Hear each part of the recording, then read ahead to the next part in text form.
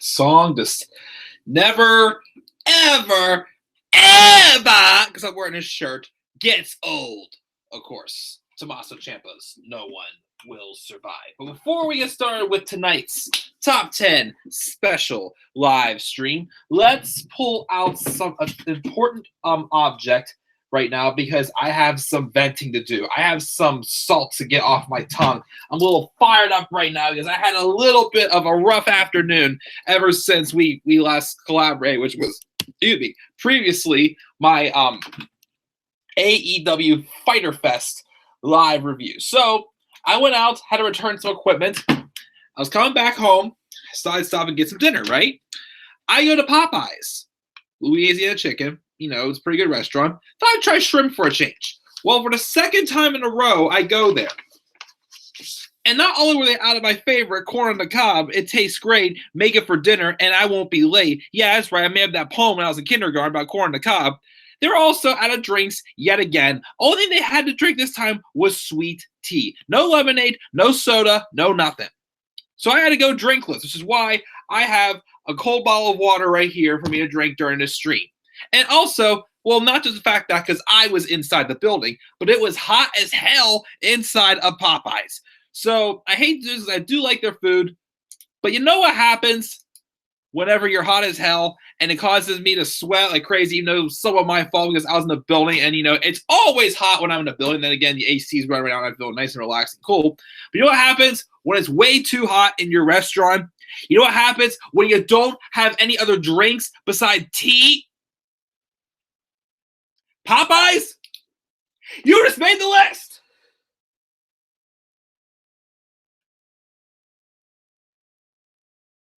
And I put Hangouts on air again, but I forgot they're already on the list again. But also, when I was coming home, I was driving on a highway, 65, Route 65. I think it was on 65 North.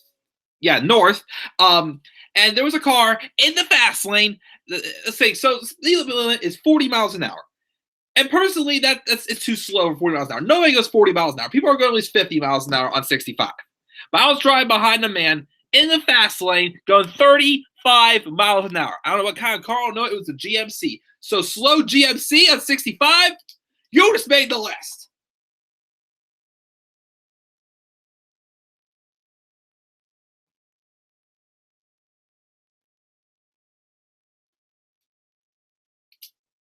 Thanks, Tom. Now that that's out of the way, let's get to the actual thing that we're here to do. And let's talk about this top 10 special live stream once I get the list put away and the pen put away. And also open up this water bottle and take a good swig of water. Okay. That text. Oh, it's my mother. Oh, and also, wait a second. Hold on. Dang it, Pirates are losing. Anyways, guys, good evening. And what is going on? This is Chris Jericho, the best in the world. Just kidding. This is the Club of the Man, 1993. And we are live. Sorry again, this is a day late, but we're live for my top 10 special live stream of the week. As we have, this is the first of two. This is one of two of the NXT topic streams I have remaining. Next week, we're going to do my top 10 NXT takeovers of all time.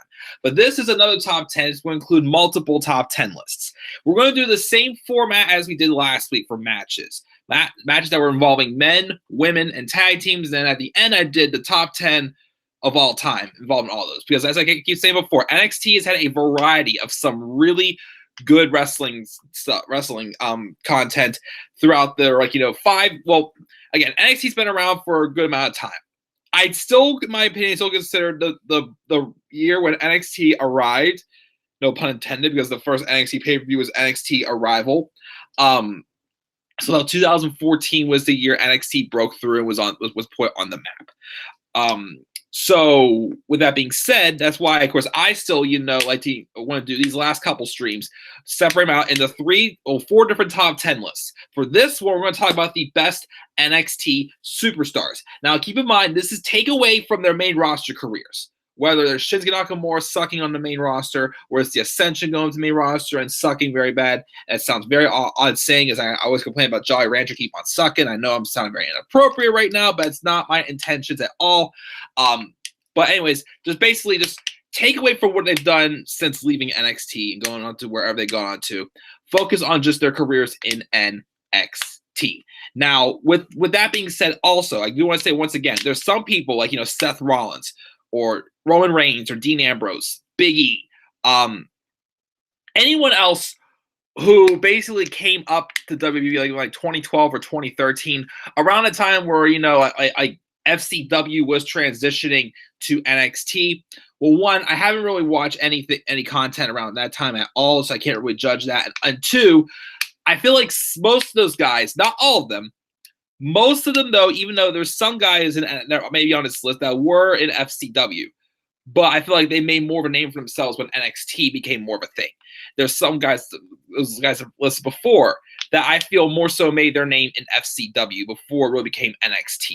So that's why people like Seth Rollins or any members of the Shield, Big E, and a couple other names there that I personally felt that may have made more of an impact in FCW, whatnot, and I haven't really seen much of their work in NXT. So this list is more so like from the beginning of the era I believe NXT really got put on the map, which was in 2014. So from 2014 on, I'm going to be kind of basing my off this picks. And once again, feel free to agree, feel free to disagree. You can leave your names in the live chat as well for those you think are. And also, before I check the live chat, once again, I'm going to give you guys the choice. Which list should I do first? Men, women, or tag teams? Of course, I'm saving all time for last. I did last time. So men, women, tag teams. Which one am I doing first, guys? Leave it in the live chat as I check in just a second. Take another swig of water because I am talking my ear off right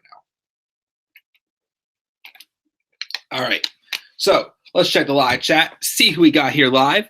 We've got just Tyler so far. He's playing SmackDown. Here Comes the Pain. Screw the Wildcard World. I was playing WCW Backstage Assault. Nice. Didn't really leave me a choice, so I will pick first. Then I guess I will start off with, in my opinion, probably the weaker list, of course.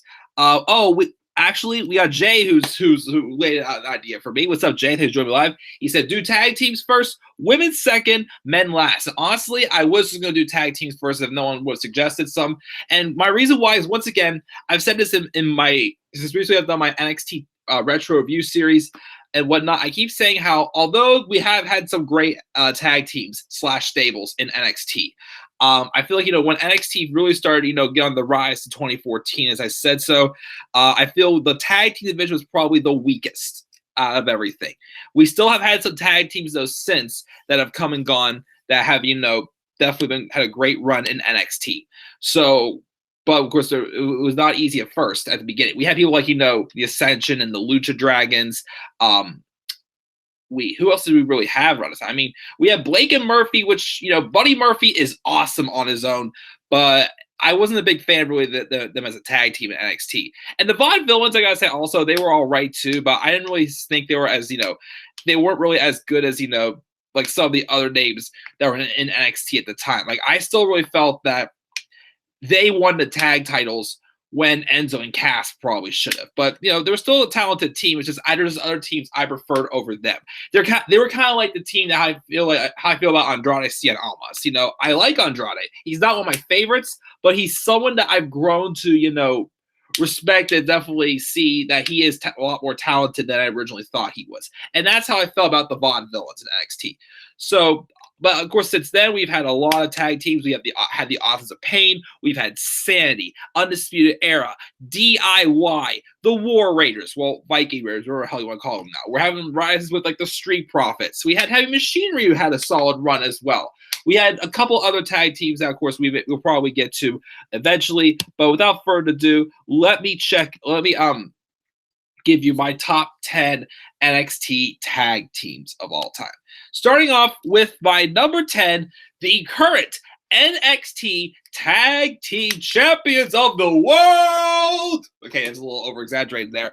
Mr. Angelo Dawkins and Montez Ford, the Street Profits. Now, this one is below at number 10 because this is a tag team that obviously is starting to, really get into it. I mean, they're already cool before, but they didn't really get like a serious, run for a while that we really expect. So this is where they're starting to do some of their better work for sure. But definitely, to me, I still felt they're worthy of being on this list. They came in, they were instantly over with the crowd with this whole gimmick that Montez Ford and Angelo Dawkins have come up with.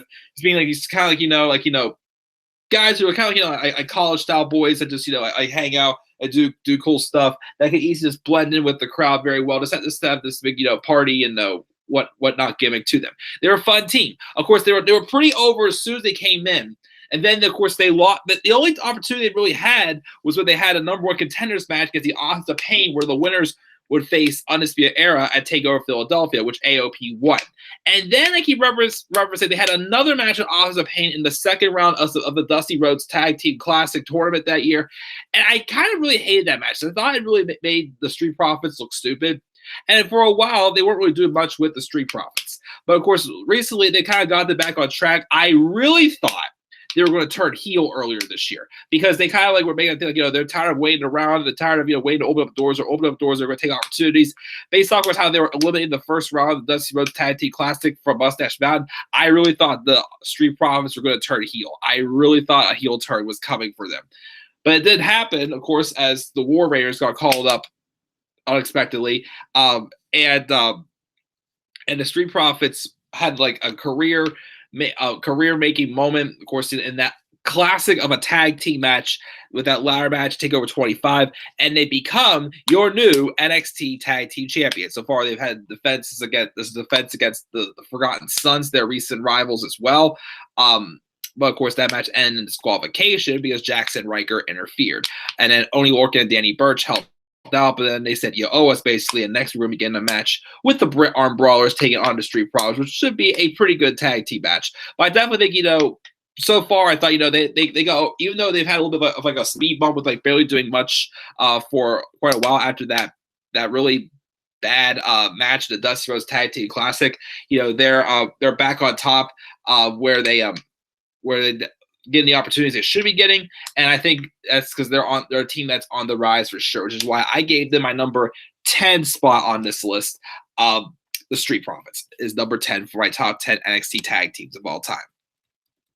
Number 9 is the Ascension. Now, they may have been a little overrated or not, even though once again they were part of a pretty weak tag team division when they first came around and was tag team champions 340 some days, I think it was. They still put on decent matches, I gotta say, being dominating. I did love their finisher, the Fallen of Doom, or whatever the heck their finisher was. I thought was sick. Two bigger men who had decent agility and could have definitely been great additions to the main roster when it got to the main roster. Did not happen though, as they immediately were buried by the APA and the New Age Outlaws on that segment of Old School Raw on the Go Home show before the Royal Rumble 2015. Dear God, that pay-per-view sucked still. Because once again, remember, we had the New Age Outlaws out there going, so see, the thoroughbreds and the racehorses. But I got one question for all you. Who invited the jackasses? And then it was just downhill from there for the Ascension, unfortunately, as of course, when they first got called up, I was seeing them being the ones to dethrone the Usos at WrestleMania 31. Man, oh man, was I wrong against that, as they've never really come anywhere close to a tag title shot, except for a multi-person match or the Elimination Chamber or whatnot. But other than that, oh man, the best thing they've done is play patty cake with Breezango on Fashion Files, as Robbie would always reference to. But still, give them credit. They still had a great run in NXT, making the best out of the tag team division they could at the time, which is why they're my number 9 on the list for top 10 NXT tag teams of all time. Number 8. Now, this one's going to be a little bit lower. Even though these guys had a great run in NXT, I felt they could have dug a little bit deeper with their gimmick. But my number 8 is Sanity, the team originally of Eric Young, Alexander Wolf, and Sawyer Fulton. If you also want to include Nikki Cross in there, you can, but she's actually somewhere else on these lists later on. But then, of course, got changed. Sawyer Fulton suffered an injury. They replaced him with Killian Dane, and Fulton would eventually leave NXT anyways. But I do feel like Killian Dane was definitely, the more worthy, pick to be in Insanity for sure. Well, Big Dane or whatever heck they called him before, they called him Killian Dane. And of course he's up on the main roster, but then they did nothing with him, and now he's headed back to NXT, which is good for him because he'll definitely get utilized a lot better down there. I'm sorry, for some people it's like going back up because once again NXT feels more special than the main roster. Ask Tyler Breeze, ask anyone else who decided to go back to NXT, which thank God they did. Anyways, Sandy was definitely an interesting tag team. I did like their gimmick, their creepy, chaotic gimmick and whatnot they had. There was a bunch of bigger men. Well, Eric Young wasn't really that big, but, he was like, the mastermind leader of it. Then they had like, Killian Dane, who was like, the multitasker, the muscle of the group. Alexander Wolf was a little overshadowed at times, but I still feel that match they had with the Authors of Pain at TakeOver Brooklyn 3 was kind of like his breakout performance, where he showed that he is a lot more talented than we all thought. He's not like the weak link member of the three men in Sandy as well. Of course, they had a solid run with the tag titles. They had a great performance inside the first ever War Games match, and they still had their hands of great matches, as single stars and regulars against the likes of like Ty Dillinger. Killian Dane's had some matches with Drew McIntyre and Aleister Black and Lars Sullivan as well. And, I, thought they were a great tag team, but I felt that with their chaos gimmick, they could have like dug a little bit deeper with them. Like maybe like some type of like, like gimmick match that they should have like challenged something. There's a team that should have had a match, like some type of gimmick match that was like theirs. Like it's like their own game basically that they probably could have had with it. And, the run in NXT was good, but again, I just felt, it could have been just a little bit better. Of course she is. But it is what it was still. It was still a good run. Unfortunately, they didn't even give them a chance at all on the main roster. And now look what they're all. They're all, off when I've all gone their separate ways. But could have definitely been great on the main roster, especially if they're gonna go a little edgier again. Man, the main roster could have really benefited from having Sandy and digging further into them. But still, they're definitely one of the better tag teams / stables in NXT, which is why they're my number 8 on this list. Number 7, American Alpha. Jason Jordan, Chad Gable. Yes, their time in the spotlight I felt was a little bit limited. Jason Jordan at one point was a tag team with Ty Dillinger, but that didn't work out. And then of course that's when Jordan started tagging with Chad Gable. Yes, they didn't have a good run on the main roster together with a tag team, but they still, for a while, went on the run as one of definitely the hotter tag teams in NXT, putting up good performances in the Dusty Rhodes Tag Team Classic, the first one, which I feel when they started really gaining some attention. They were, of course, around a time where, the Revival, Enzo and Cass were definitely catching hot, and of course the Vaudevillains were names at the time too, but they were like surpassing all of them, as they would eventually have 2 really good matches against the Revival, which the first one was at TakeOver Dallas, where they won the tag titles. They would drop them at TakeOver the End, shockingly, but then they got called up to the main roster pretty quickly. I don't know, maybe to say they saw them more as like a main roster tag team, is why they didn't really have a long reign as tag team champions. But definitely 2 really great athletes, if booked better on the main roster, and if it doesn't look like Jason Jordan's coming back anytime soon to wrestling because of his neck injuries. But I definitely at some point would have loved to have seen Jason Jordan and Chad Gable actually have a match one-on-one against each other. But they're still a fun team in NXT, and that's why I give them the number 7 spot on this list, American Alpha. Number 6, the War Raiders. Now I put them down at number 6 because the War Raiders felt like they were a team that, yes, they had a great run, but they came in, just dominate everyone for like 6-8 months or something like that. I mean, they were good, didn't really have a massive story behind them. They just came in and just dominated everybody for just 6 to 8 months or however long they were in NXT for. And then they they beat the Undisputed Era, and then they rarely get called up after WrestleMania and relinquish the tag titles after defending them against Aleister Black and Ricochet, and of course when defending them against the Street Profits before dropping them.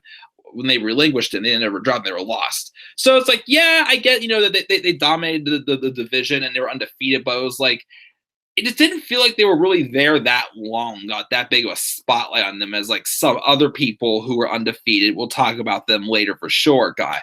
But still, definitely one of the more dominating tag teams step into the division. But I just didn't think they really had like too much of a story. I feel like they're kind of probably one of those tag teams that Triple H thought just needed a couple months of NXT, just polish up, get some attention, and then move them on to the main roster. Even though once again they changed their names completely from War Raiders to Viking Raiders, and now instead of Hanson and Rowe, they're Ivar and Eric. That still disgusts me, but obviously, eventually they're going to be they will be Raw Tag Team Champions by the end of this year. I can guarantee you that. But they're still my number 6 on this list for top 10 NXT tag teams of all time. Number 5 is a team that never won the tag titles, but these were two guys who worked from their bottom and their way up to the top and became very popular and put on some great matches their last year or so of their careers, especially against the Revival, but Enzo and Cass. Enzo and Cass were brought in as individual superstars. Obviously, didn't really see much of a future as Big Cass are now Big Ass. Really mentioned in that 124 special that he was basically told the only reason why he was not fired is because he was 7 feet tall, which made him feel useless. They went through a lot, and I'll be real. Also, when I was watching the NXT retro reviews I did for all the NXT pay-per-views, I can't remember which one it was, but if it was the first takeover or Fatal 4-Way, they had that match with Sylvester Lafont. Now I thought was a little. I wasn't really a fan of that material they did with that whole, the hair match and whatnot. I get it, they're trying to give them some microphone time, but to me, it still wasn't really, the hottest thing I've ever really seen them do. But they still were, like entertaining on the microphone. In ring, they weren't bad at all as a team, but they were definitely more like, like a character team. Like, people wanted to hear them talk and be entertaining and on the microphone, just still, talk trash, but, still put on dominating performances in the ring. Again, they never won the tag titles. Some people say they should have won them at TakeOver Brooklyn 1. They should have been the ones dethroned Blake and Murphy and not the Vaudevillains, but it still is what it is. But, they were definitely at one point one of the hottest acts going on in NXT. And despite what happened to them on the main roster and what's going on with them now in real life, they were still one of the best things of NXT at the time. And that's why Enzo and Cass is my number 5 for top 10 NXT tag teams of all time. Number 4 is Authors of Pain. Of course, they came in and immediately just dominated the tag team division. Well, they first targeted American Alpha. They would go on to go roughshod and clear out all the tag teams and win the Dusty Rhodes Tag Team Classic at TakeOver Toronto in 2016. And then they would go on to have feuds with the Revival, DIY, and those are the ones. And I think they had a match with Heavy Machinery, which I always thought Heavy Machinery would be Heavy Machinery is going to be the ones to be built up to dethrone Authors of Pain, but instead it was Sanity. Of course, they were in the War Games match and kind of, in my opinion, maybe overstayed their welcome a little bit in NXT. There really wasn't much for them to do other than just get an occasional title shot, which I thought was starting to get a little old after a while. But one thing I've always praised about the Authors of Pain is that, yes, they're two big, unstoppable, dominating monsters. And any tag team they face made them feel that way. But they also made any tag team they face, like Sanity, or especially DIY, and even the Revival too in that triple threat at Orlando, but especially DIY. Authors of Pain always made their opponents look amazing as well. Doing some crazy stuff that was trying to keep them down that was not enough. I thought, of course, Paul Ellering was a very great manager for them. I mean, a storyteller and whatnot, just, saying, what their mission was for each of the chapters and whatnot that they mentioned, like the promos and whatnot. It's just a shame that, again, they just let him go as manager when it got to the main roster. I've heard rumors he didn't want to travel or something like that. I don't know. But it's such a shame because they were just a great duo together. And then, of course, we haven't seen them since I think it was Akam had that knee injury. And they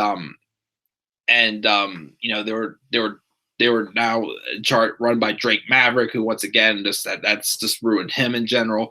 But there's rumors they're supposed to be returning to SmackDown, but we haven't seen them yet, so we don't know what the hell's up with them. But they still had an excellent run in NXT for sure, causing some carnage and chaos and whatnot. They were just definitely two big, young, dominating monsters, and that's all she wrote. So a great great run was them to NXT for sure. And that's why the Authors of Pain are my number 4 on my list of top 10 tag team and stables in NXT of all time.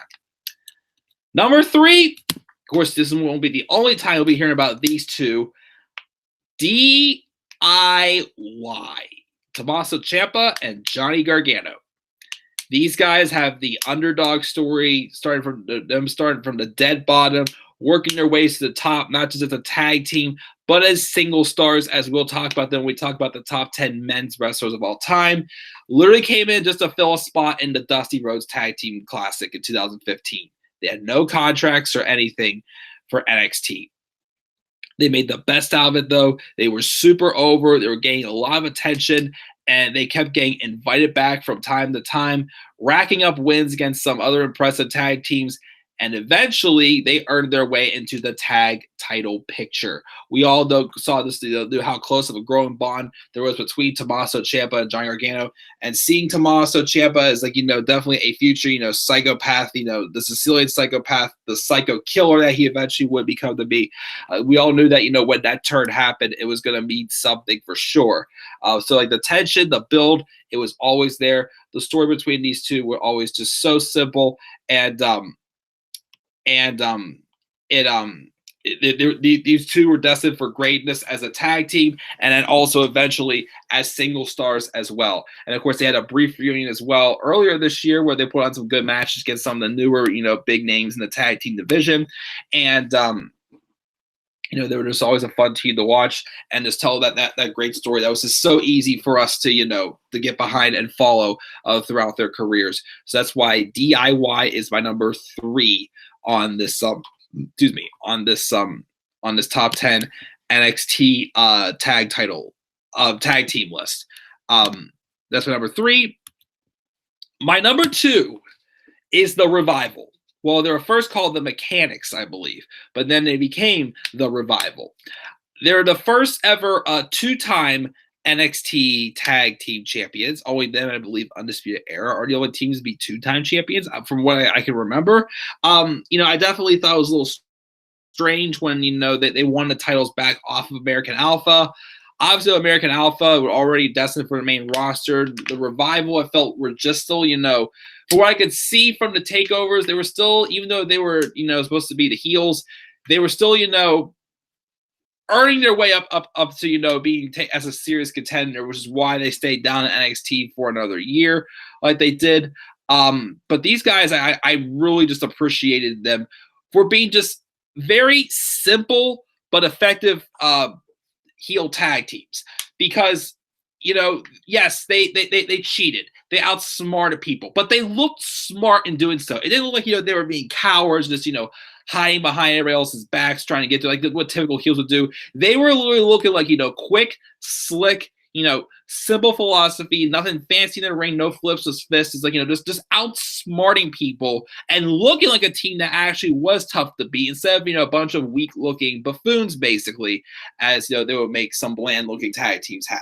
And I just definitely appreciate that philosophy, them having that old school style that meshes in very well with so many other teams having great matches again against guys like, Enzo and Cass. Authors of Pain, they were part of the triple threat, but American Alpha and especially DIY. some fantastic matches against DIY for sure, especially that 2 out of 3 falls match at the first Takeover Toronto in November of 2016. One of my better matches of all time, probably from last week as well. And yeah, they're definitely, even though they've been booked to be embarrassed on the main roster, they still had a great run as, again, just that simple, heel tag team, able to outsmart people and actually look tough to beat. But that's why they're my number 2 for tag teams in NXT of all time. And number 1, it's Undisputed, the Undisputed Era. Now, of course, there's 4 superstars down Undisputed Era. You could argue maybe 2 of them could be 2 of the better single stars in, Roderick Strong and Adam Cole. But I feel like they're about to really get into the more serious work as in their singles career, which is why they're not on my top 10 for men yet. But they're definitely, in my opinion, the best stable in NXT history. Literally coming in at TakeOver Brooklyn 3, even though Fish and O'Reilly had made their singles debuts in a couple weeks before TakeOver Brooklyn 3. And they just set the bar high immediately. Again, they went after the likes of the Authors of Pain and Sandy after that tag match to Brooklyn 3. Like 5 of the biggest men out there, and they took them out 2-on-5, basically. And of course, Adam Cole later on debuted that night, and they just went roughshod. They literally were walking around like they had already owned the place, but they were playing that role well without looking like buffoons. They won the first ever War Games match. They had a great feud with Sanity. They had a match with Authors of Pain that was all right to take over Philadelphia. But then they had, they ran into a little bit of a problem when Bobby Fish got injured. But then at TakeOver New Orleans, not only did Adam Cole win the first ever North American title match with that 6-man ladder match, which is still a classic to this day, he had to participate in the tag team, in the triple threat tag team match later on that night, where Roderick Strong turned heel and joined the Undisputed Era. And Roddy's, even though, again, they kind of ventured away from Roddy's singles, singles action, making him, act more like Bobby Fish's replacement. Recently, again, he's been, been allowed to shine, be Roderick Strong in singles action, again, being the messiah of the backbreaker. But he was a great person to fill in for Bobby Fish while he was out injured. I do feel maybe they're staying down in NXT a little bit longer just to, make sure Bobby Fish gets built up, but also literally hit the highest point of their careers, with Adam Cole winning the NXT Championship against John Gargano, taking over 25 last month. But of course, they're 2-time and probably soon to be 3-time, as I do see all 4 of them at some point need to, fulfill that whole mission of being, undisputed, unstoppable, being the guys who feel they can come in, just take over this entire division, which, anytime there's been characters like that in NXT, like them, or even like Shayna Baszler, NXT's capitalizes on it for sure. And which is why, when NXT sets the bar for someone pretty high, 99% of the time, I am not afraid to literally go along with them. But Undisputed Era is my number 1 NXT tag team / stable of all time. So let's read this list one more time. I'll take a swig of water, and then we'll check the live chat. So the top 10 NXT tag teams and stables. Number 10 is the Street Profits. Number 9 is the Ascension. Number 8 was Sanity. 7 is American Alpha. 6 is War Raiders. 5 is Enzo and Cass. 4 is Authors of Pain. 3 is DIY. 2 is the Revival. And number 1 is the Undisputed Era.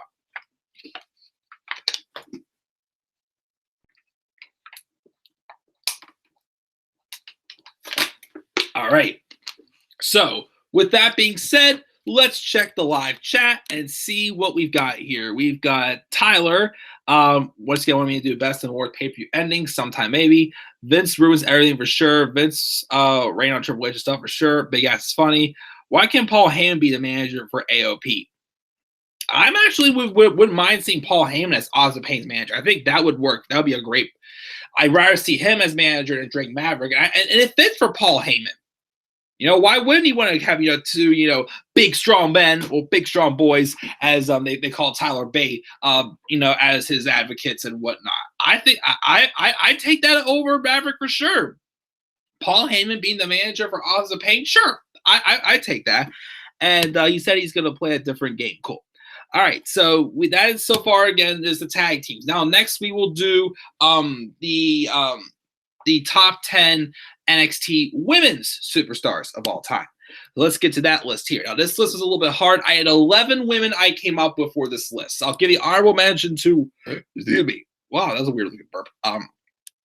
The honorable mention to the one person that did make this list, and that is Emma, because she was definitely one of the original NXT women who made this, was part of making a statement at NXT Arrival. Of course, a little underrated as a babyface because, you know, she was overlooked because main roster made her, you know, dancing gimmick look kind of stupid. Even though NXT, when I saw, you know, her promos and whatnot for the match at NXT Arrival, I saw some potential in it for sure that I would have liked to have seen. But I really thought she really, you know, hit her niche when she was Evil Emma as well.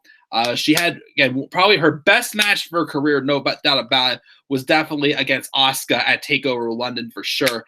And her and Dana Brooke were a great duo together, but the problem is, again, they wanted to bring up Emma. They also wanted to bring up Dana Brooke, but even though Dana Brooke was coming up way too soon, her and Emma still probably could have worked as a team on the main roster. Actually, imagine them as women's tag champions. They'd be a pretty good pairing as women's tag champions, I feel. But of course, without Emma, Dana Brooke wasn't really much of anything. Like, she obviously had a lot of work to do. Like, just compare the matches they each had single individual with Asuka. Like, Dana Brooke had a match with Asuka at TakeOver Respect, which was all right, but the match Emma and Asuka had at TakeOver London was just even better, a lot better, of course. But Emma definitely deserves recognition. That's why she's my she's my honorable mention, but also definitely one of the more better looking women, the underrated, better looking women. I gotta say, man, if everybody did see her Instagram post today, boy, this Tennille Dashwood, she is definitely a sexy woman. But anyways, that's my honorable mention for women. Let's get to the actual list. Number 10 is Paige, the first ever NXT Women's Champion, who, yeah, may have probably grew up a little bit more through FCW, but I still got to give her an honorable mention because the honor of number 10, because one, can really think of anybody else. Two, you know, she was still great in the ring. Again, one of the first, women to, kind of, stand out as someone who was up for, changing, the future and the way people looked at women's wrestling. And just the fact that Paige is freaking awesome in general.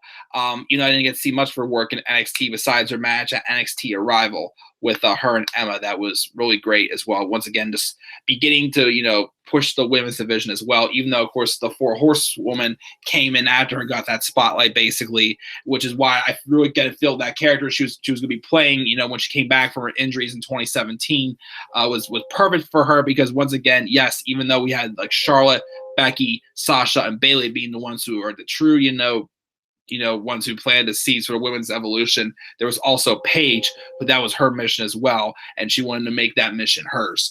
But, she definitely deserves recognition as one of the best superstars in NXT, and that's why Paige is my number 10 on my top 10 list for women. Number 9 is Becky Lynch.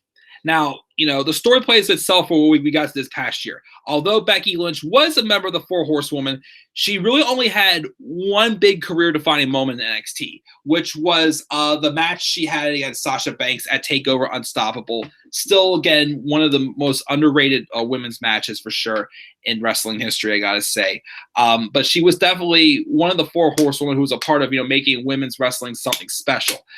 They just didn't really give her, as much time in the spotlight as, they gave to, even though, Bayley was the last one to really, reach the top. Keep in mind, I still feel like of all of them, the one who had the weakest run in NXT was definitely Becky Lynch. But, she still was amazing. People, she was a superstar that obviously people had to, grow to love. She was, even though she was a heel for a time in NXT when her and Sasha Banks were a team, she was someone who was kind of built up as an underdog, someone who people probably did not know as well, but people grew to eventually, love her and want to see her succeed. Yeah, I kind of went that way in the main roster for sure as well. I mean, she was the first women drafted to SmackDown in the 2016 draft and the first SmackDown Women's Champion until she dropped the title, and then she went irrelevant until she finally realized that, hey, Charlotte Flair gets all the opportunities over me, and she beat the shit out of Charlotte Flair at SummerSlam. But it just kind of all leads to that journey. And even when you watch the 24 special with Becky Lynch of how, even though she was known as one of the Four Horsewomen, how overlooked and how, underappreciative, she definitely has been viewed for quite some time for sure until she just recently got her spotlight within the past year for sure. But still definitely one of the best women to come from NXT. Have a great run down there. And I'm going to give Becky Lynch number 9 spot for the top 10 NXT women of all time.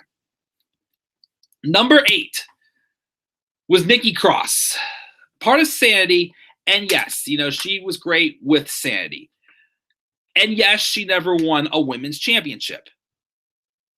But I still feel, even though that didn't happen, Nikki Cross was one of the best character gimmicks for sure in NXT when she was there.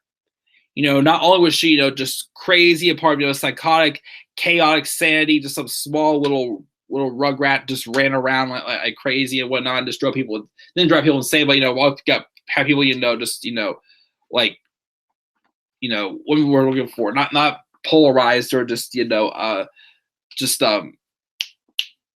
I can't think of the word right now. With what I'm trying to go with this, but basically, she was crazy and whatnot, and on her own, when she became a baby face, kind of when Sanity turned face, she became too entertaining that people could not just hate her. She was entertaining, she was funny, she was just chaotic. Like, she played the role, like, twisted and crazy and psychotic, very well. She played a part. She got a couple of women's title opportunities, in the Fatal 4 at TakeOver San Antonio, in the triple threat match at TakeOver Chicago 1. She had a great match with Asuka in the Last Woman Standing match in 2017 on the June 28th episode of NXT. I think it was, I said last week. What else was there? She, of course, had a nice little mini feud with Ruby Riott, with only one T at the time, Ruby had. And then she got her first. Well, she got one of her rare. I shouldn't say only because she had the match with Asuka, but one of her other singles opportunities for the NXT Women's Championship at TakeOver Chicago 2 against Shayna Baszler. Was playing along the storyline like Shayna Baszler loves to dish out pain. Well, Nikki Cross loves pain and was just crazy enough to go through it. Even though, of course, she passed out, but just the way she played the role very well, was just looked great as well.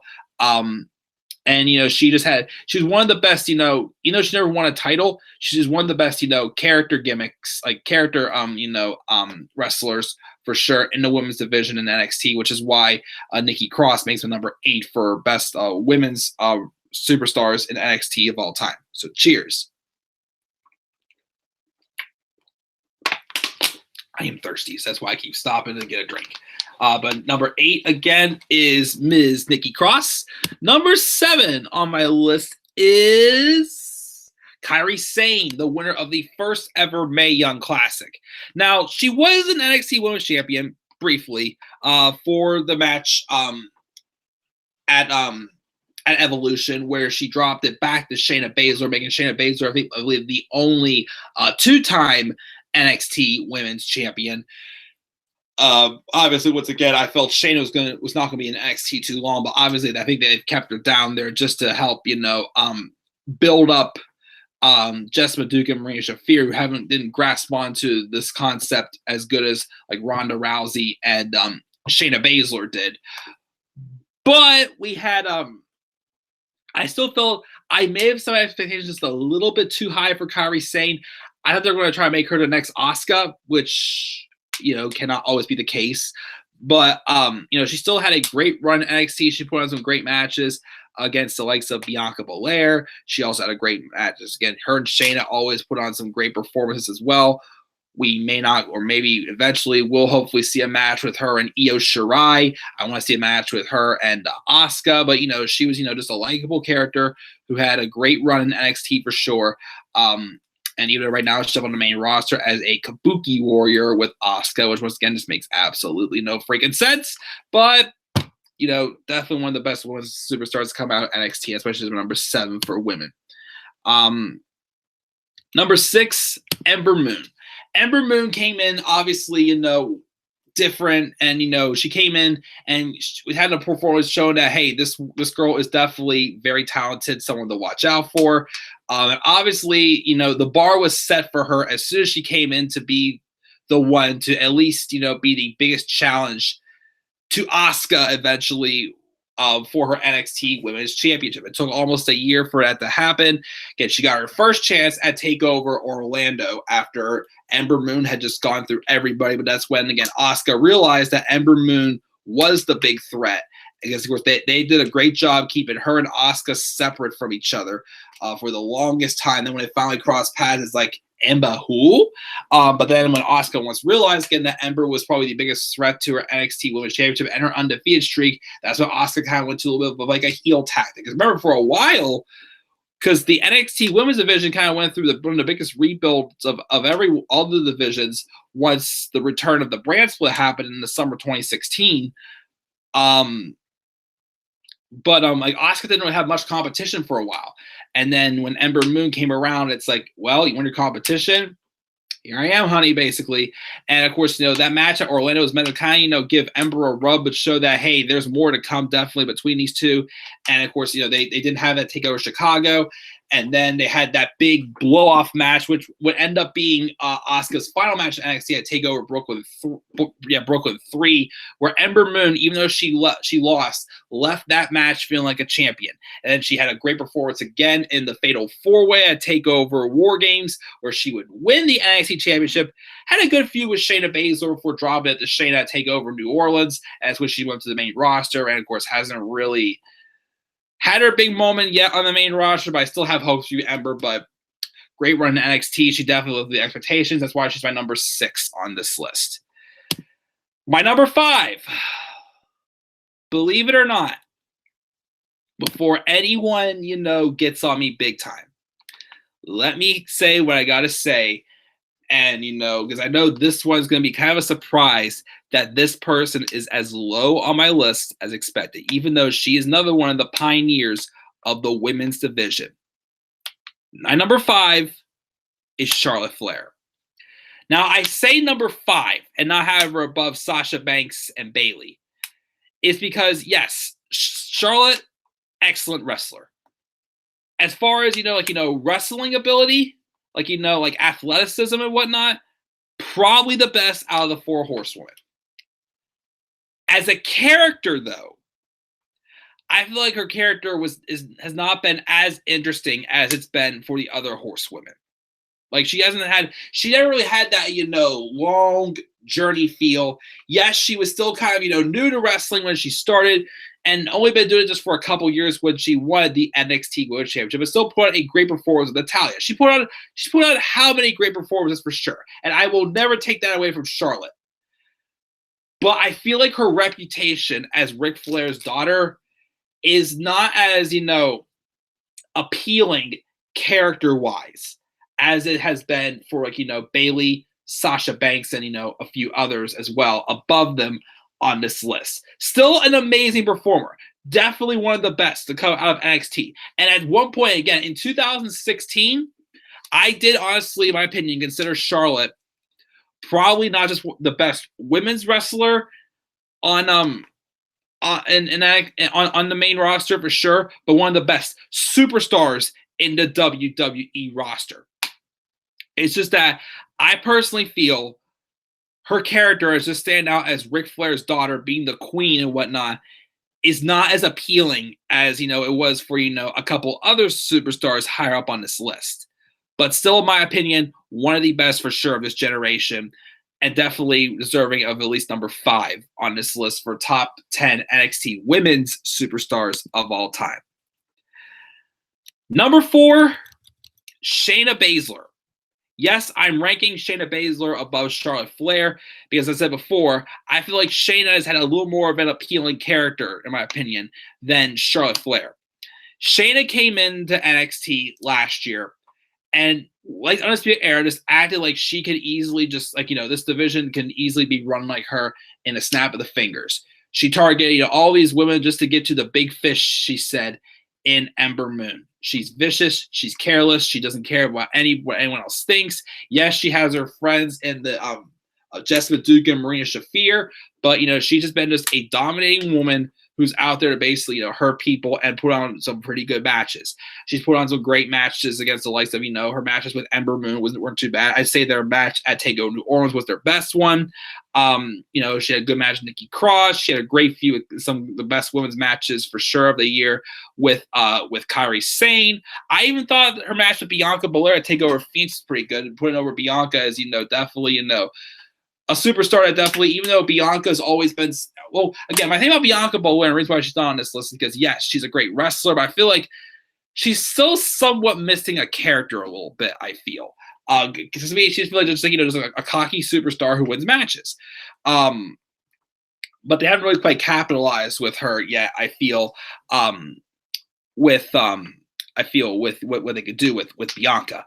But Shayna Baszler, I feel that she's at where she needs to be for sure. And with being the first and as now I believe the only 2-time NXT Women's Champion, and being someone who just came in and just set the bar for pretty high and just went roughshod over the women's division. That's why her character appeals to me a little bit more than Charlotte's. Is why I give Shayna number 4 on this list. Or the top 10 NXT superstars, well, women's superstars of all time. Number 3, the boss, Sasha Banks.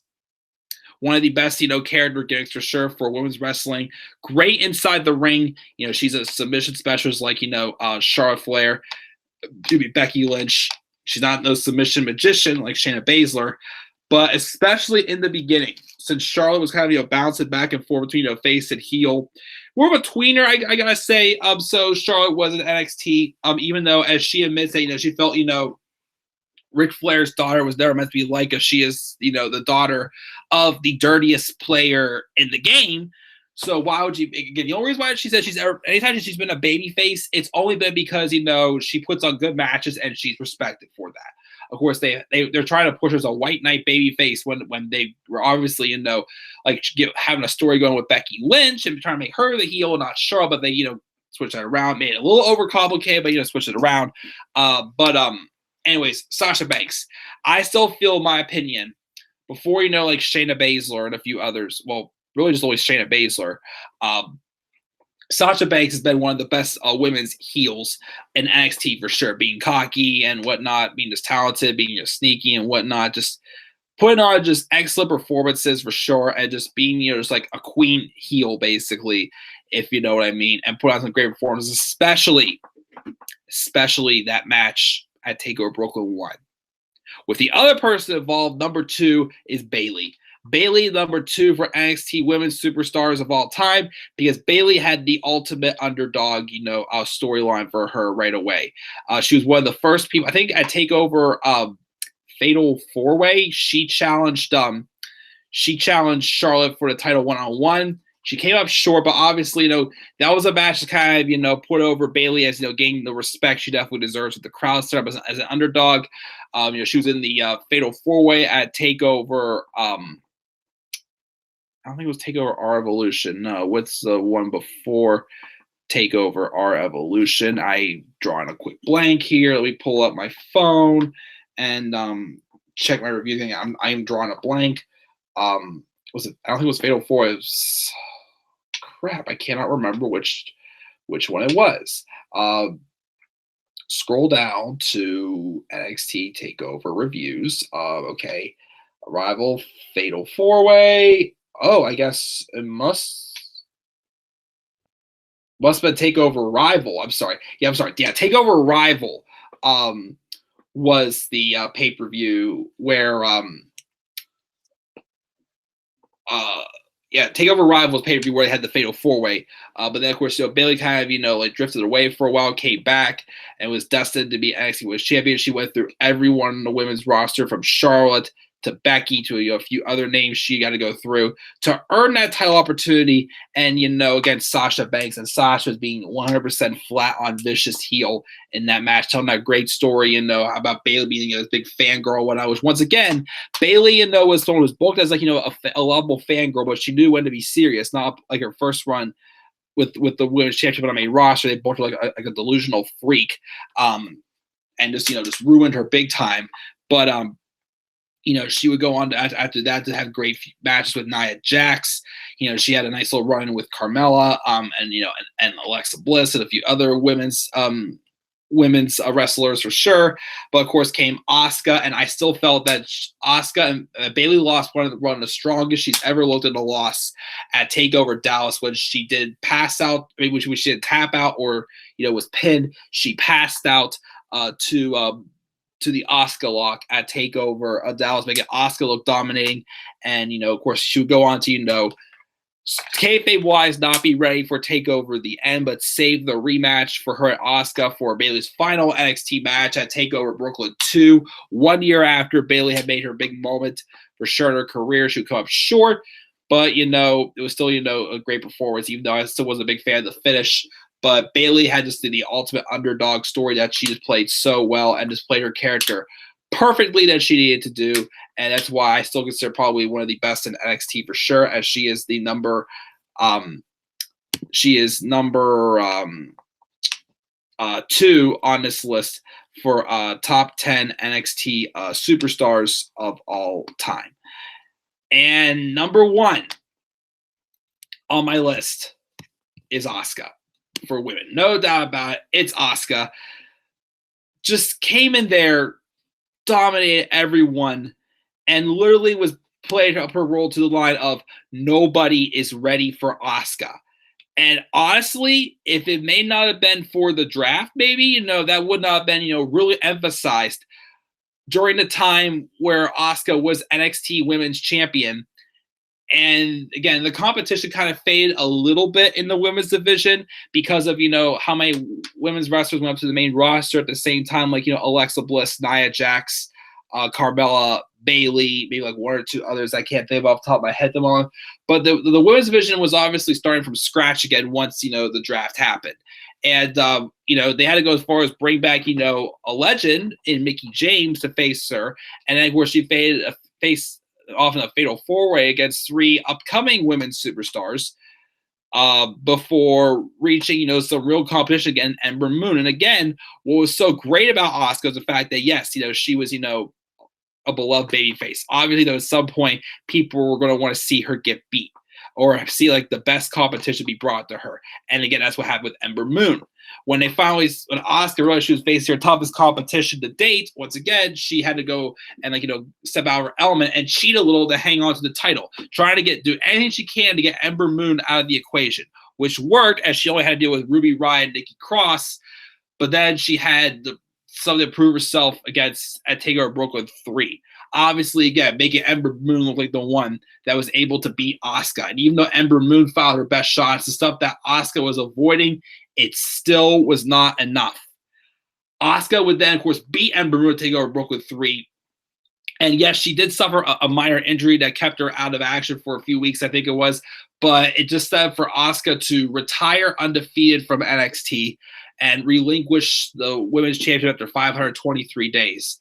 Just, showing that, hey, she truly was somebody that nobody could beat. And that just made winning feel much appreciated and much special.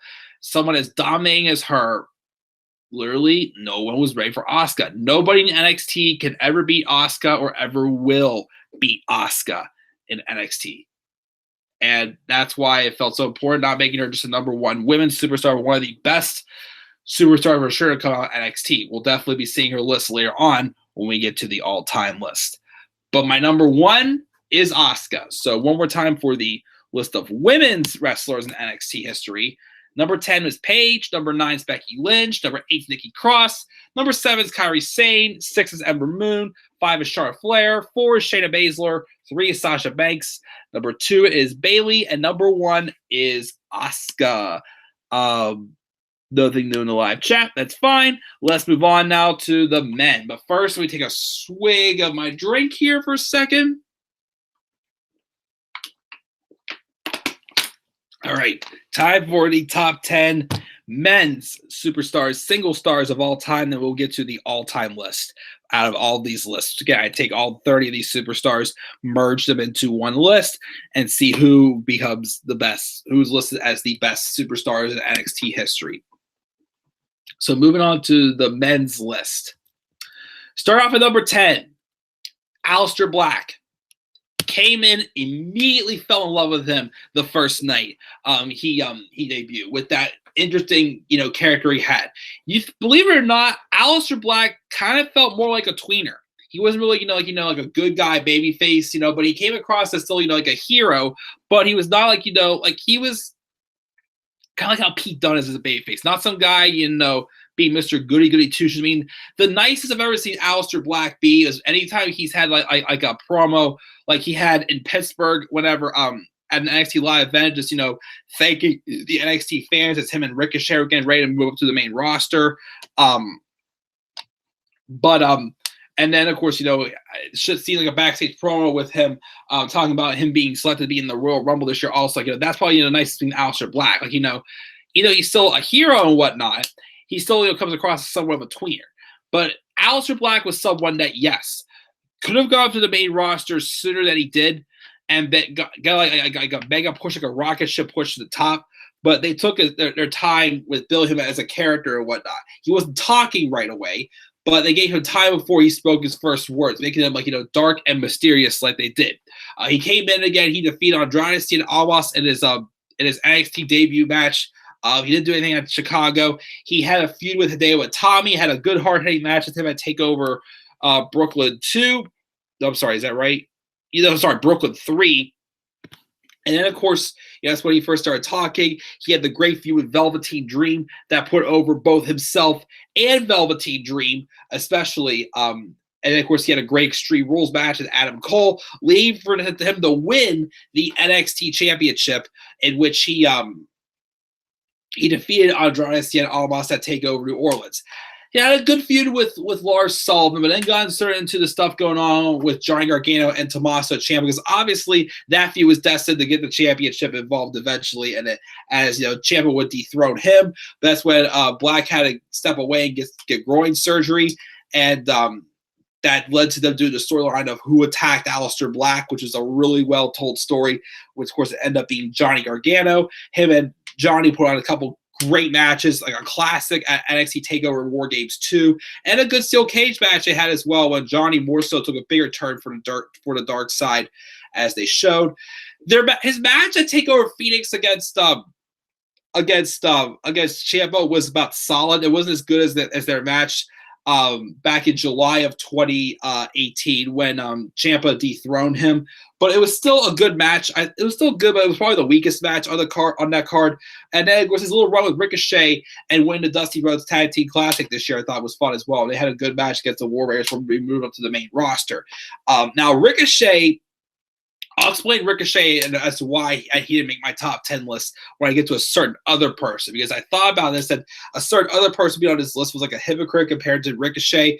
But of course, we'll get to him, in a little bit. But my number 10 is Aleister Black as one of the best male superstars of all time at NXT. Number 9, Adrian Neville.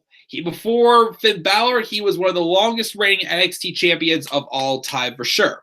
He won the NXT championship at NXT Arrival when he defeated Bo Dallas in a ladder match. But there was always a story that, Adrian Neville always had the wrestling ability. The personality, though, had to be won over by the fans. As, think about it, he didn't really have, a match against people he really felt he had something to prove against. People who were fighting him felt they had something they had to prove. Like Tyson Kidd. This feud with them. Tyson Kidd came back to NXT looking to, use it as a platform to get his career going again. Tyler Breeze, was kind of the same way when he got involved in the Fatal 4-Way. Of course, he's best known for putting over Sami Zayn, which we'll talk about Sami Zayn in a little bit as well. And he even had another great number one contenders match at TakeOver Arrival against Finn Balor. He did. I mean, he came up short, but it was kind of like a little bit like a passing of the torch moment for him as well on the Finn Balor. But again, he always had the wrestling ability. The personality wasn't quite there right away for him, but, he still was known for having one of the best wrestling abilities for sure, and definitely could have been a major star on the main roster booked right. Yes, he did have the run of the Cruiserweight Championship, but once again, that he was basically leading the division of low-card wrestlers. And, of course, he's gotten out, and he's off doing his own thing now, so I definitely wish Pac the best.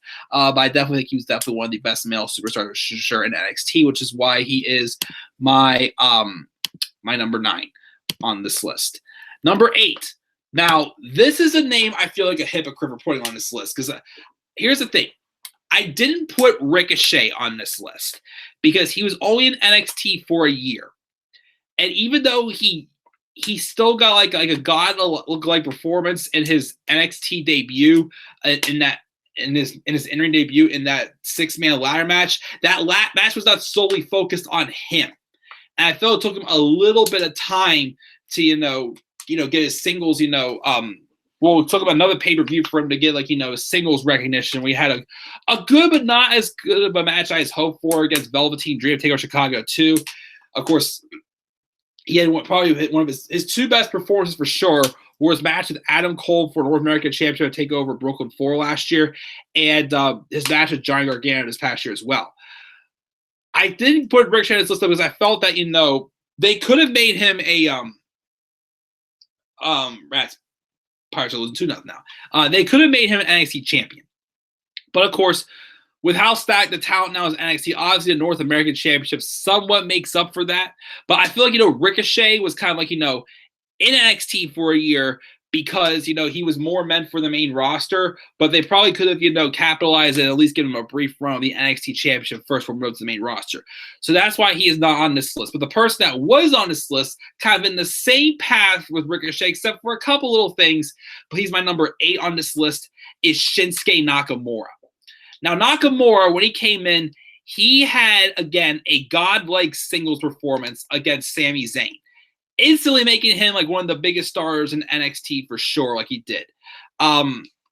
Even though that was probably his best match in NXT, and he still put up good matches. He put up a very underrated match against Austin Aries, and he put on some good matches with Samoa Joe, but he didn't have as good of chemistry with the likes of Samoa Joe or Bobby Roode. Still good matches, but not as strong as he would want a top superstar to put on against, which is, again, reason why I feel like all of his matches weren't, classics like Ricochet's were. I feel like a hypocrite for not putting Ricochet on this list.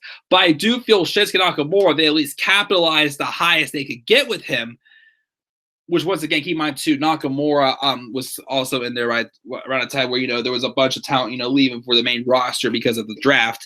But I feel like, they kind of did capitalize the highest they could get with Nakamura in NXT as well, despite only being down there for a year, which once again, he probably only didn't need to be in NXT that long either, but prove he was, because he the first night he was out there, he proved he was ready for the main roster for sure. That's the Shinsuke Nakamura I want to see have a match with Daniel Bryan or, AJ Styles or whatnot. But now, of course, no, he's nowhere to be found on the main roster, which is a shame. But I still felt, even though he didn't put on some of the as good a match I'd hoped for, besides, of course, his debut match against Sami Zayn, Shinsuke Nakamura is definitely one of the best NXT superstars of all time, which is why he is my number 8 on this list. Again, Ricochet had an amazing year as well, but I feel they could have capitalized a little bit higher with him than they did, which is why he didn't quite make this list. But Shinsuke Nakamura is my number 8. Number 7, Samoa Joe. Samoa Joe is someone also that may not need to be in NXT as long as he was. He was in NXT for about a year and a half, almost 2 years, because he came in at TakeOver Unstoppable in 2015, debuted in January 2017, so about a year and a half, I'd say. He came in, obviously, though, crowd was hot for him, so he came in briefly as a babyface, but the character came along more whenever he turned heel. And he had a great feud with Finn Balor, putting him over as just a massive monster and whatnot, just doing a lot of things we hadn't seen heels do in a long time, especially for the build that he had for his second match with Shinsuke Nakamura at TakeOver Toronto. Man, was that was just amazing. Because once again, he was doing, the point of a heel at times is to be able to, not look like a coward, but look like someone who literally is tough to beat. A man to beat should be a heel. Someone that beats everybody should be someone who's he's the guy to beat. Basically, you're the best team in the whole league. You're obviously the team to beat. Beating you would feel special, and that's exactly what they made out of Samoa Joe, especially with the bill with him and Nakamura for TakeOver Toronto. He literally was putting everyone in NXT on notice until he got his championship back. And he did all he could to keep Shinsuke Nakamura down because NXT was still abiding by the rule if you had to defend the title within 30 days or else. Nakamura was supposed to be out for 6 to 12 weeks based off the beatdown that Joe first gave him. And of course, Joe would be like, everything's okay, but then bam, destroying like a big bad monster as he did. And he even went as far as interfering in matches. They even hyped up Dan Matha for several weeks with vignettes, like he's going to be some big deal, which he never was going to be in the end, anyways. And Joe came out and attacked him on the entrance ramp, built him up for how many weeks? It's like a big debut would start in a few weeks, just for him to get taken out by Samoa Joe in his NXT debut, which again was just amazing stuff. He was a 2-time NXT champion, even though the second one was just brief, just so they could have Nakamura win the title, have a moment in Japan, like they're about 2 weeks anyways. But a great match. I mean, a great superstar, a great man, and he's done all right on the main roster. It could capitalize, giving him like a run with the WWE Championship. He's already had two runs with the U.S. title, but they could have definitely given him a run with the WWE Championship for sure as well. But eventually, or the Universal title, whichever one they want to get him. But Samoa Joe is my number 7 on this list. Number 6 is the Velveteen Dream. Now, yes, the Velveteen Dream could definitely be the same position as Ricochet, could definitely be an NXT champion. Unfortunately, though, with the stacked talent, there's other people who are in need of the NXT title right now, so they've given Velveteen Dream the North American Championship. Now, again, he may never be NXT champion, but that shouldn't punish him because Ricochet again was only down in NXT for a whole year. Velveteen Dream's been in NXT for quite some time. He debuted shortly after TakeOver Chicago 1, I think it was. He had been appeared before already as Patrick Clark, but then he came back as the Velveteen Dream, and at first I wasn't really a big fan of his at first, but then he had that great feud with Aleister Black to show he has a ton of charisma. He's entertaining, he's funny, he's goofy, he's just something special in the ring. He's a character talent. He's the Hulk Hogan of NXT right now. Well, not constantly getting the spotlight. Well, of course he doesn't want his character doesn't want to lose the spotlight, but he's not like Hulk Hogan, who will eventually who has been like overdone or anything, like stealing moments at WrestleMania 9 like Hogan did. But anyways, the Velveteen Dream, though, is a guy, yes, he's great in the ring. He has great, wrestling ability, but he's much more known for his character. He's someone who's better, who at best puts on a character match, but can still have great in-ring ability. He's fluid. He's smooth. He's funny. He has charisma oozing out of him like crazy. And to me, one of the best character gimmicks for sure. And he may never be NXT champion, but he and only just North American champion, but he's a main eventer, no doubt about it. And I sure as hell hope the main roster won't ruin this. I do think there's a chance we could see him on the main roster after SummerSlam. I really thought maybe it was going to be earlier this year, but not going to be the case. As he's definitely going to be. I think I can see him up sometime after SummerSlam, I gotta say. Velveteen Dream, though, is my number 6, though, for best men's superstars of all time. Number 5, the ultimate underdog from the underground, Mr. Sami Zayn.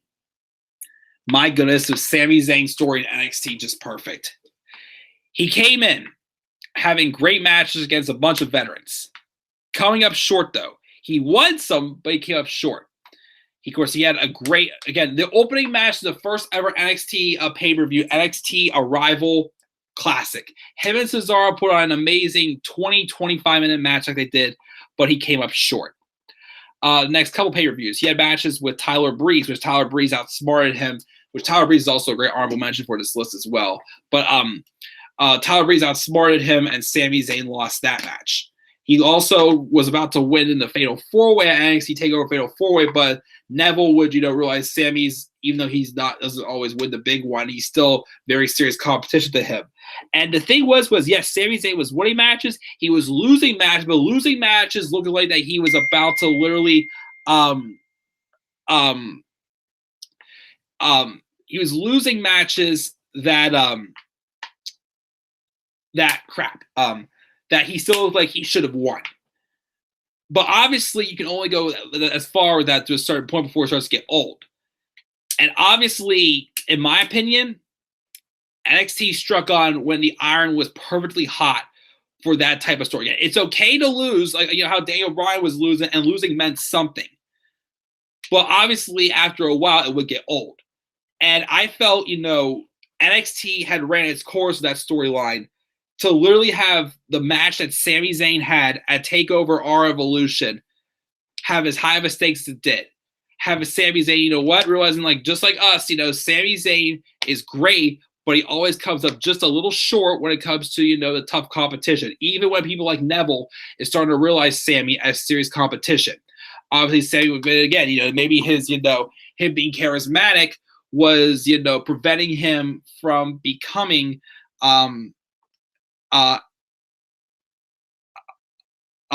sorry, I just text for a second. From becoming NXT champion again was him, being charismatic and caring towards others. So he's like, you know what? That's enough. Me being sensitive, being like walking in for respect and everything is not what I need to be. Like that to me says as like a legitimate, purebred baby face right there with that action right there. And then, of course, again, when, it felt, okay, this kind of like, it really did feel like a lose-lose situation with Sami Zayn. He finally won the big one at TakeOver R Evolution. And, of course, I don't know what happened after that. We'll get to that in just a second with the following superstar. But then, of course, he came back and put on one last hurrah for us again with that big classic of a match against Shinsuke Nakamura at TakeOver Dallas. Before having a swan song at lean, but once again, even though he was losing matches, Sami Zayn played the role of underdog perfectly. Like the guy that everyone wanted to see, come up with the big one for sure. Now, of course, there's someone else on this list who kind of had that same role, had a longer-term storyline, and the route they went, though, made it work great. Sami Zayn, though, they didn't have him, lose the big one again and go to, a rough drought to, build out of, basically. But they capitalized on the moment where Sami's like, hey, I've had plenty of chances. If I can't get it this time, that's it. I'm gone. Someone else on this list, though, again, they had him go that far and literally work his way back. But Sami Zayn, again, just capitalized on it and became it was at the time one of the best baby faces for sure of, the current year that it was. But that's why Sami Zayn is my number 5 on this list. Number 4 is the guy who literally took Sami Zayn's career right away from him, storyline-wise. Kevin Owens. Now, Kevin Owens was not in NXT that long either. However, there's some guys who weren't NXT that long just to, get the time, get the recognition, be polished up, hey, this guy is a wrestling god and whatnot. Kevin Owens had a great story to him for the brief time he was in NXT, which is why I gave him the nod for this. Kevin Owens literally came in as one of the last guys from an indies group, a group of guys in the indies, Sami Zayn, Adrian Neville, Finn Balor, several other big names like Cesaro. So many guys he was friends with that obviously were getting to where he wanted to be before him. Came in, had a dominant performance against CJ Parker at TakeOver R Evolution, and then immediately turned on his best friend, Sami Zayn, in the biggest moment of his career. Taking advantage of him to literally just, pass up everyone else who got there before him. And Kevin Owens took that ball and ran with it. Literally being a dominating monster, didn't even have to pin Sami Zayn to beat him at R Evolution. I'm sorry, at TakeOver Rival or TakeOver Unstoppable. He literally just beat the living all the last breaths out of Sami Zayn to once again make Sami Zayn so I refuse to go down unless you literally kill me basically. And that's what Kevin Owens had to do to beat Sami Zayn to look like a dominating monster. Kevin Owens in NXT, the number one goal for him was to basically ruin Sami Zayn's career. Literally take it and pass him up. One second, I'm sorry, let me answer this.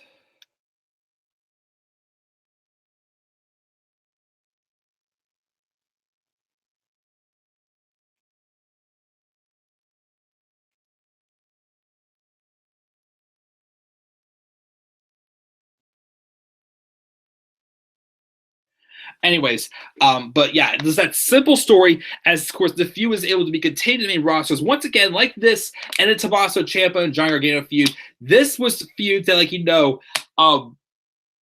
winner of this feud couldn't look like the loser of this feud couldn't look, as strong as, the winner. Again, like Sami Zayn, like, overcoming Kevin Owens and going up to the main roster would not have looked weird. Like Kevin Owens had to literally pass up Sami Zayn completely. Sami Zayn had to catch up to him. Even though, they're kind of trying to story of like, you may have won the battle, but you lost the war. Like, Sami Zayn got all that back by winning the rivalry with Kevin Owens on the main roster. But once again, look at it this way. He did, but immediately a little over a month later, Kevin Owens is the Universal Champion. Sami Zayn is back to being, just a pre-show superstar, tagging with Neville, basically it was. But still, the story was, and even too, this was not a main roster. Add the fact that as NXT champion, Kevin Owens beat John Cena clean on a main roster pay-per-view.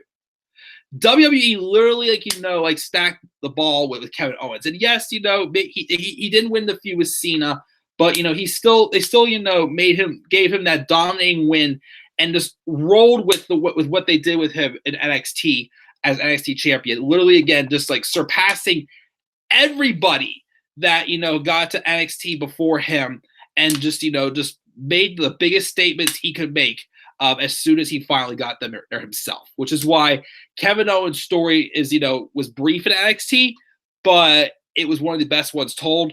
And that's why Kevin Owens is my number 4 for best superstars in NXT for sure. So that's my number 4 spot. My number 3 is Johnny Gargano. Now, at number 3, because his championship reigns have not been that long.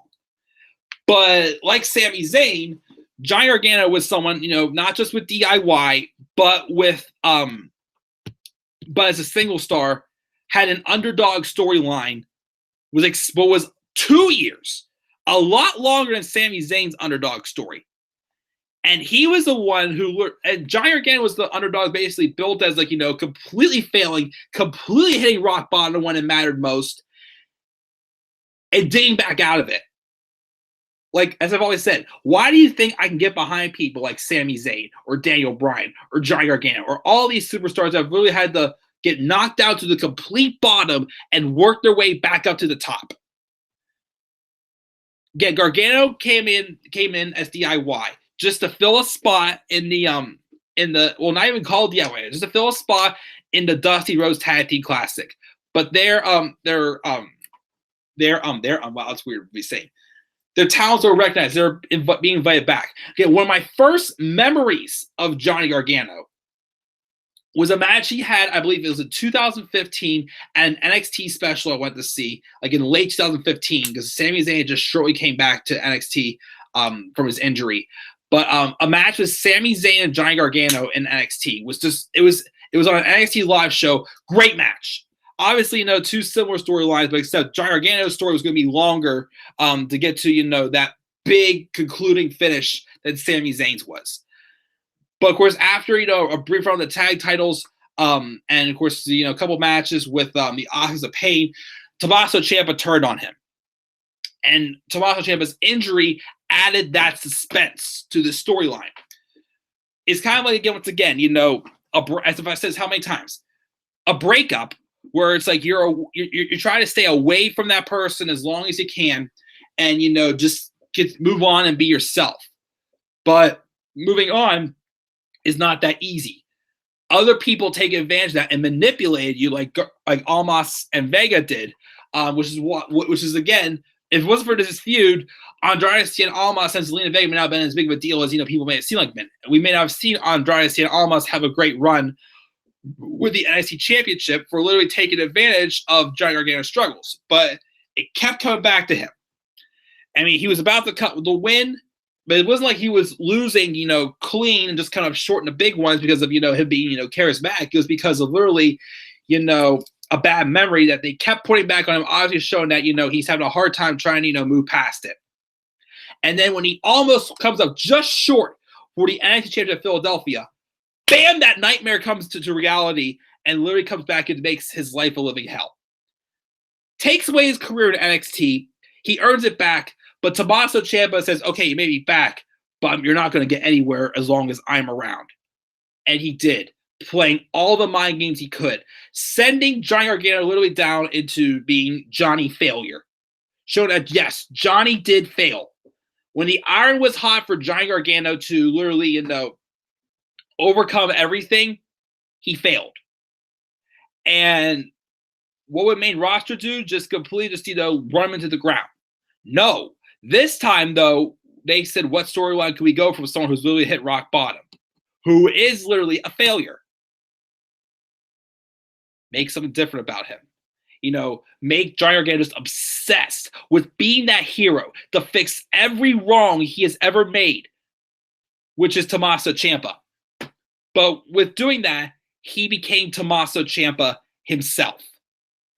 Going after guys who got in his way, like Aleister Black or like the Velveteen Dream, Ricochet, who Ciampa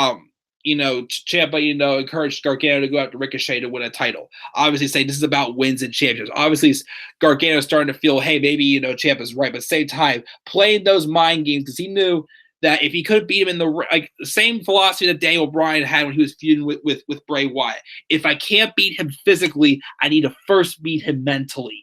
And that's exactly what Gargano did. He, was, falling into this addiction with Tommaso Ciampa. But, of course, his wife, Candice LeRae, was helping him fight out of it. And eventually, when they lost in the semifinals of the Dusty Rhodes Tag Team Classic, and Ciampa tried to, destroy Gargano once again, he said, nope, not happening again. And Gargano turned the tables on him, becoming Johnny Wrestling again. Not Johnny Badass, not Johnny Jackass. He was Johnny Wrestling again. And yes, we did not get the big blow-off match with him dethroning Ciampa at TakeOver, New York because of Ciampa's neck injury. But we still had, of course, Adam Cole kind of fill in and play the role of Tommaso Ciampa there, which I thought he played perfectly. And Gargano eventually overcome all the odds and win the NXT Championship. Of course, he's still kind of involved with the feud with Adam Cole. Now, of course, I still wanted to this day, with Ciampa coming out and congratulating him, and people say turn face at TakeOver New York. I'm not going to know for sure until he completely returns to in-ring competition. But was that meant to happen? Was like the ending to the story supposed to happen with him and with Gargano and Ciampa, making up basically, and continuing on together, as both baby faces? I don't know, but just again, a 2-year storyline that literally, again, Sami Zayn struck when the iron was hot. Literally, it was do or die for him. Johnny Gargano could not strike when it was do or die for him, but he overcame the odds how many times and built up that confidence for people to believe in him again. And again, if it wasn't, and putting up this classic, literally the Shawn Michaels of NXT. If it wasn't for his championship runs being so brief, I think he would have definitely been either number 1 or number 2 on this list. But still, amazing storytelling, amazing in-ring competitor. Johnny Gargano is my number 3 for NXT male superstars of all time. Number 2 is the icon of NXT, Finn Balor. Now remember, Finn Balor was not supposed to get that championship run that he had. That was supposed to be Hideo Itami. But Itami got injured and Balor took it instead, and he took full advantage of it.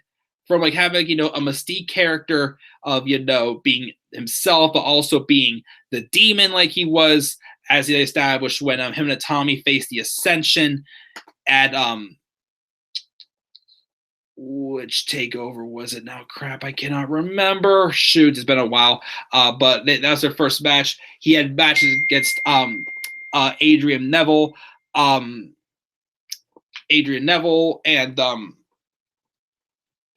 Tyler Breeze and whatnot. And of course, he dethroned Kevin Owens. Eventually would have a feud with Samoa Joe as they were both, 2 longtime friends. But Joe took advantage of him and tried turning heel on him. And then, of course, he dropped the title to Joe and had that great run with him. But again, he was champion for 292 days. And he had stories behind all of his feuds.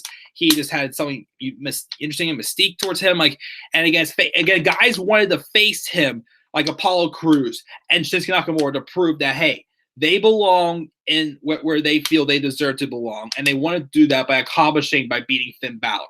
Finn Balor was the guy that people was built around. I mean, yes, we had other NXT champions, but Finn Balor was a guy that people wanted to, challenge him, not just to beat him to be champion, but to prove they belong in his spot as well. And that's why Finn Balor was viewed as the icon of NXT, and that's why he is the new. He's my number 2 though on this list. I'm sorry, I just want to answer this one more text.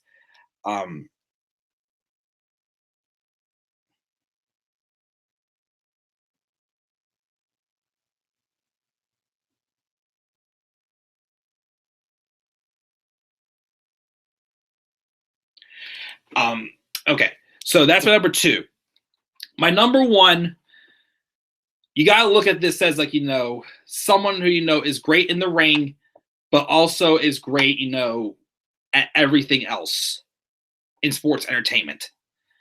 Someone who literally had a master plan, and even though, of course, it didn't quite end the way we wanted to because of injury, he had a nice long championship run of 237 days, I believe it was. And he got the results he wanted, which is Tommaso Ciampa. Tommaso Ciampa is a mastermind who had a plan going forward, and he accomplished it. But it was not just against one person. While he was still manipulating that one person, which was Johnny Gargano, he was still able to, do the same stuff with other wrestlers as well, like the Velveteen Dream, like Ricochet, like Aleister Black, and a few other people that, of course, he faced, during his, his great run as both a heel and as NXT champion.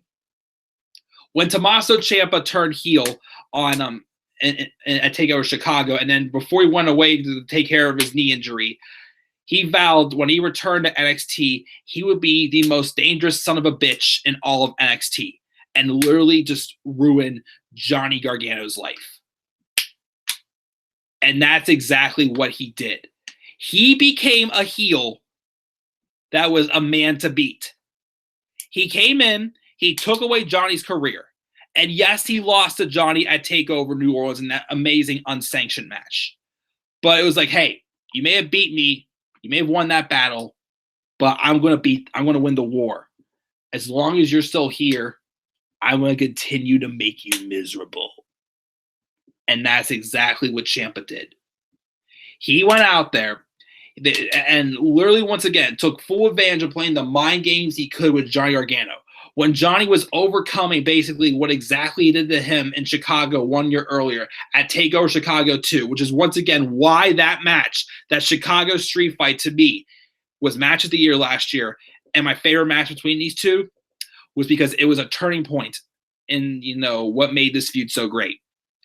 Sending Johnny to that dark side, sending Johnny off of a deep end so badly that he wanted to literally kill Tommaso Ciampa.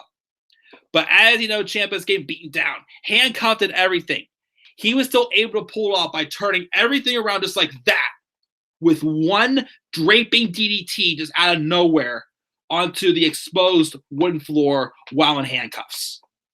He took that win and ran with it, and once again, masterminded him it again for him to become the NXT champion. To the point where someone attacked Aleister Black, which ended up being Johnny Gargano. We didn't know until right before TakeOver War Games 2, but he faced Gargano again in a last man standing match, which, of course, it was good. It didn't feel much different, though, than for what we got at TakeOver Chicago, but it was still a great match between the two of them. To then, of course, him, having fused with Velveteen Dream, his issues with Aleister Black. But, of course, during this time, though, Johnny Gargano was obsessed with becoming the hero. But also Tommaso Ciampa was playing the mind games for him to get Johnny to believe that alone they are weak, but together they are strong. He wanted to control Johnny Gargano. He felt Johnny Gargano made everything about him. Now he wanted to turn it around, and Tommaso Ciampa wanted to make DIY all about him and make it his moment. And he succeeded in that. Again, Tommaso Ciampa, of course, maybe not got his complete comeuppance, like somewhat before he basically had to step away because of his neck injury. Again, the last thing we really seen on Ciampa on live NXT TV was after they lost the Dusty Rhodes Tag Team Classic. He tried to turn him, Johnny to turn the tables on him. But literally, that was when Tommaso Ciampa literally became a man to beat, and you didn't know when it was going to happen because he was champion for 237 days. It's not like he won the championship and dropped it at the next takeover pay-per-view. No, he was champion for a long time, doing the same stuff he was doing to Johnny Gargano to other superstars as well. He had a plan, he executed it, and he succeeded. And he was able to continue it on as well with other superstars as well, and not just Johnny Gargano. Which why I'd say not only is Tommaso Ciampa one of the best heels ever, but he is also, in my opinion, the best male NXT superstar of all time. And that is why he's my number one for men's NXT superstars of all time. So one more time, read this list. Actually, before we get to the I'll read this list and then we'll check the live chat again, read all three lists one more time and get to the all-time lists. Number 10 is Aleister Black. Number 9 is Adrian Neville. Number 8 is Shinsuke Nakamura. Number 7 is Samoa Joe. Number 6 is the Velveteen Dream. Number 5 is Sami Zayn. Number 4 is Kevin Owens. Number 3 is Johnny Gargano. Number 2 is Finn Balor. Number 1 is Tommaso Ciampa. Live chat. Let me see here. Why can't AJ face and beat Triple H at Super Showdown if AJ was on SmackDown? I don't know. Joe should have won the title in 2017. I agree. In the words of Homer Simpson, why you little and today's heels are bitches. Yeah, I kind of agree with that, of course, as well. As you say that, you say it a lot, Tyler, but it is true. Okay, so read these lists one more time, and I'll read off the ones I select to be in the top 10 of all time. The best of the best. So for tag teams / stables, for number 10 to 1, we had Street Profits, followed by The Ascension, Sanity, American Alpha, War Raiders, Enzo and Cass, number 5, Authors of Pain, DIY, The Revival, and number 1 being Undisputed Era. For women, 10 to 1, Paige, Becky Lynch, Nikki Cross, Kairi Sane, Ember Moon, Charlotte, Shayna Baszler, Sasha Banks, Bayley, and Asuka. And for men, from 10 to 1, Aleister Black, Adrian Neville, Shinsuke Nakamura, Samoa Joe, Velveteen Dream, Sami Zayn, Kevin Owens, Johnny Gargano, Finn Balor, and Tommaso Ciampa. Now, the moment you've all been waiting for. Of those 30 superstars, who is the top 10 best of all time in NXT? Let's read off that list now. Number 10, Velveteen Dream.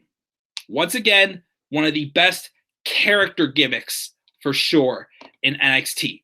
He may never be an NXT champion, but they've got him to the highest they could get him, even though there's other people in the NXT championship picture. They've had him at the highest they could get him for sure, and put the time to make this man into a megastar that he is. He's number 10. Number 9 is Sami Zayn, the ultimate underdog from the underground again, struck when the iron was hot, became an NXT champion, but of course became an underdog again when his best friend just literally took advantage of him and just took his whole career away from him. Number 8, Kevin Owens again, because his brief time in NXT, he literally made a statement. He had friends he had made from the past that had already got rise to him sooner than later.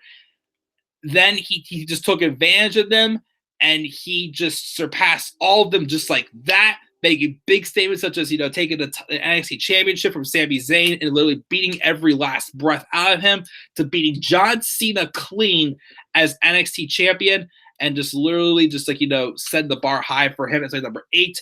Number 7 is the only tag team on this list, the Undisputed Era, because again, they set the bar high by coming in acting like they're going to take over this entire, brand, and they did. They weren't just like buffoons that like they were going to, and they didn't. And eventually, of course, they're going to be all draped in gold, as definitely needs to happen, which I think will happen at TakeOver Toronto. And eventually, they're going to be the team to get their full comeuppance before they go to the main roster, but they have to get that done first, which is why, of course, that is my number 7. Number 6 is Sasha Banks, one of the best, probably in my opinion, besides Shayna Baszler, the best women's heel wrestler in NXT for sure. Playing a big role, of course, in the women's evolution. Number 5 is Bayley, same thing, played a huge role in Women's Ever Lose, had one of the best characters and storylines I felt out of all of the four horsewomen for sure. And of course, we'll go on to still, prove herself not just against, the other four horsewomen, but the other big women's superstars as well who came in. Number 4, Johnny Gargano again, a babyface who literally didn't strike when the iron was hot and failed and had to go different paths to get back to where he was and have it all make sense and worthwhile for people to, once, lose faith in him and then to believe in him again. Again, would be a little bit higher if he would have a couple longer reigns as NXT champion, but still amazing superstar. Number 4. Number 3 is the icon Finn Balor, has the longest reigning NXT champion, I think like 292 or 96 days, something like that. He was champion for, and again, who literally became a guy that not just people wanted to challenge him for the championship, but they wanted to challenge him to prove that they belong in his position as well, and they're deserving of title opportunities as well. But Finn beat them all, and that's why he became the icon of NXT, and the guy people wanted to try to beat, and that's why he's number 3 on this list. Number 2. Tommaso Ciampa, because once again, as I said, he was one of those guys who had a long-term plan and he succeeded with it, making him a heel that was tough to beat. Not a coward, but a man to beat. But that's only number 2. Number 1, the best superstar, in my opinion, in NXT history has to be the one that nobody was ready for and ever will be ready for. Asuka. Asuka is just that one superstar we've had recently that made winning feel so special and so important. Beating everyone in the women's division, wherever it was, Billie Kay, Peyton Royce, Aaliyah, Liv Morgan, Nia Jax, Bayley, Nikki Cross, Ember Moon, Mickie James. Again, Ember Moon being billed as the one to be her toughest competition. And even though, obviously, she poses as a threat and Asuka had to revert to heel tactics at first, Asuka still eventually beat her clean as well. She made winning feel important. She made having someone feel like, they're tough to beat, feel special. And you couldn't have asked for anything more perfect than that. And that is why, in my opinion, my top NXT superstar of all time, men, women, tag team, Asuka. So one more time, read through all 4 lists, check the live chat, then I'm out of here. So for tag teams and stables, from 10 to 1, again, Street Profits, Ascension, Sanity, American Alpha, War Raiders, Enzo and Cass, Asa Payne, DIY, The Revival, Undisputed Era. I should probably go backwards. I'm counting from 10 to 1. For women, Paige, Becky Lynch, Nikki Cross, Kairi Sane, Ember Moon, Charlotte, Shayna Baszler, Sasha Banks, Bayley, Asuka. For women. For men, we got Aleister Black, Adrian Neville, Shinsuke Nakamura, Samoa Joe, Velveteen Dream, Sami Zayn, Kevin Owens, Johnny Gargano, Finn Balor, Tommaso Ciampa, number 1. And for all time, taking all of your lists, putting them together, 10 to 1. Velveteen Dream, Sami Zayn, Kevin Owens, Undisputed Era, Sasha Banks, Bayley, Johnny Gargano, Finn Balor, Tommaso Ciampa, and my number 1 NXT superstar of all time is Asuka. Live chat, and then we're out of here. Today's faces are heels, Tyler's the only thing he said. Who knows? But, yep, guys, that is it. Thank you for joining me live for this special live stream. Next will be the last of my NXT special live streams where I give you my opinion, which will definitely be a shorter stream, my top 10 NXT takeovers of all time. So, guys, once again, who are your best NXT superstars of all time? Male, female, tag team, and your 10 best of all time. Combine all those. Leave that down in the comment section below or a video response as well. Slap a like on this video. Subscribe or comment on my channel. Follow me on Twitter, Demayo93. Check out my first ever WrestleMania experience documentary found in the description box down below. Now that I finish this for the rest of the night, I'm going to be working on my NXT TakeOver Toronto 2 card predictions. I'll try to have that up maybe later on tonight. And just stay tuned for more to come on this channel as well as always, guys. So until then, guys, I'm out of here. Thank you for joining me live twice today. Have a great rest of your night. I will see you guys all later. And peace out, everybody.